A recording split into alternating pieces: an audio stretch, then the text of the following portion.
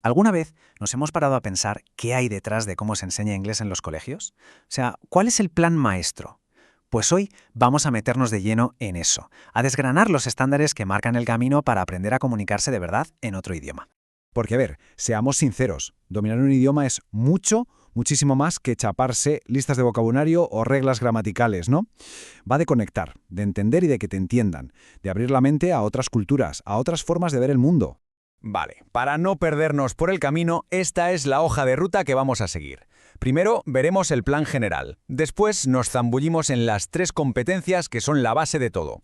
Seguiremos el viaje de un estudiante, entenderemos un poco la ciencia que hay detrás y al final veremos cómo toda esta teoría cobra vida en una clase real. Venga, pues vamos al lío. Lo primero que hay que entender es que estos estándares no son un simple reglamento. Es mucho mejor imaginarlos como un mapa bien detallado, que sirve de guía tanto para los alumnos como para los profes en este viaje hacia una comunicación real y efectiva. Y claro, todo mapa tiene un destino. El objetivo final de todo esto es muy claro: darle a los estudiantes las herramientas que necesitan para poder conectar, para compartir lo que viven, para ampliar sus horizontes, en definitiva, para desenvolverse en un mundo que, nos guste o no, está totalmente interconectado. Para construir algo sólido hacen falta buenos cimientos. Y aquí, esos cimientos son 3 pilares, 3 competencias fundamentales. Y esta es la clave de todo el asunto. Este modelo evita el error de enseñar solo reglas y se centra en la comunicación de verdad. A ver si con una analogía sencilla se entiende mejor. Pensemos en una caja de herramientas.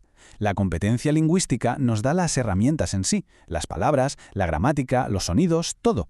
La pragmática nos enseña a usar esas herramientas para, por ejemplo, mantener una conversación. Y la sociolingüística, que es el toque maestro, nos da la intuición para saber qué herramienta usar en cada momento según con quién estemos hablando. Vamos con el primer pilar. La competencia lingüística es la base de todo, el ABC. Hablamos del vocabulario, de cómo se montan las frases, de la pronunciación. Digamos que son los ladrillos con los que luego vamos a construir todo lo demás.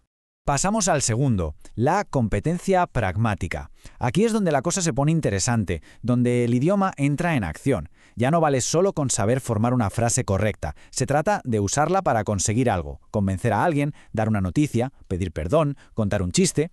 Es el uso práctico del lenguaje, el para qué. Y llegamos al tercer pilar, la competencia sociolingüística. Esta es quizá la más sutil, pero es absolutamente crucial. Va de entender el contexto, de saber si hay que hablar de forma más formal o si se puede ir de colega, de pillar las normas culturales que no están escritas en ningún lado, de captar la ironía. En resumen, de adaptar el lenguaje para que funcione en cada situación social. Muy bien, ya tenemos los 3 pilares. Ahora, lo interesante es ver cómo crecen, cómo se desarrollan con el tiempo. Vamos a seguir el viaje de un estudiante a lo largo de su vida escolar para ver cómo evoluciona todo esto. Fijaos en el salto, es que el contraste es tremendo. Un estudiante que empieza en un nivel básico, pues contesta con frases cortitas sobre cosas que conoce, su familia, sus amigos. Pasan los años, y en un nivel preintermedio, esa misma persona ya puede meterse en conversaciones por su cuenta, analizar textos más complicados y hasta contar historias con todo lujo de detalles. El progreso es tangible, se puede medir. Este viaje va, por así decirlo, de lo individual a lo colectivo. Se empieza por entender un texto a solas, como vemos en la primera imagen, y se acaba siendo capaz de defender ideas y debatir con otras personas, como en la segunda. Es una evolución clarísima hacia una comunicación social, con confianza. Hemos visto la evolución, pero ¿cómo funciona esto por dentro? ¿Qué pasa en el cerebro? Bueno, pues los estándares también se apoyan en la ciencia de cómo aprendemos un idioma, y la verdad es que es fascinante. Exploran los procesos naturales que todos seguimos cuando nos enfrentamos a una lengua nueva. Aquí está la madre del cordero. El documento diferencia entre adquisición y aprendizaje. La adquisición es algo inconsciente, natural, muy parecido a cómo aprendimos a hablar de pequeños. El aprendizaje, en cambio, es el estudio consciente de las reglas, la gramática. Y lo importante es que los 2 procesos son necesarios y ocurren a la vez en clase. Este es un ejemplo buenísimo de un fenómeno que se llama sobregeneralización. El estudiante aprende que el pasado se forma con ed y, lógicamente, se lo aplica a todo, incluso a los verbos irregulares. Pero ojo, no es un error tonto, es una señal de que el cerebro está buscando patrones, que está trabajando, es parte del proceso y una parte muy natural. Y otro proceso clave es la transferencia.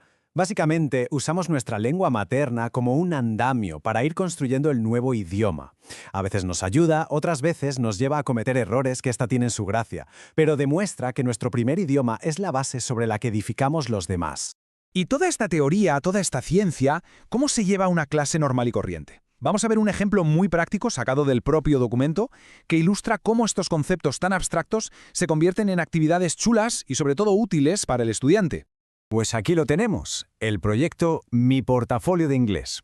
Es una herramienta general que consigue que los estudiantes se hagan dueños de su propio aprendizaje, que sean protagonistas de su progreso.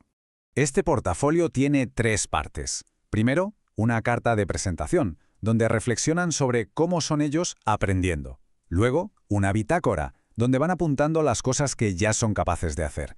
Y finalmente, un álbum, donde guardan sus mejores trabajos como una forma de celebrar lo que han conseguido. Y mirad esta tabla de autoevaluación, porque es una herramienta súper potente. Aquí es el propio estudiante quien se evalúa. Identifica dónde lo lleva mejor, como en este caso la lectura, y dónde tiene que apretar un poco más. Esto crea una conciencia sobre el propio aprendizaje que es oro puro para volverse autónomo. Porque al final de eso va todo esto. Los estándares no son una jaula para los profesores, ni mucho menos. Son más bien una brújula que les ayuda a diseñar clases y proyectos que funcionen, que sean creativos y, lo más importante, que tengan sentido para los chavales.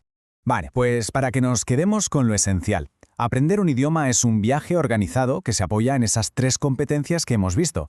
Es un proceso donde equivocarse no es un fracaso, sino una parte lógica del aprendizaje. El foco está en darle poder al estudiante para que controle su propio avance. Y la meta final siempre es la misma, comunicarse de verdad en un mundo global.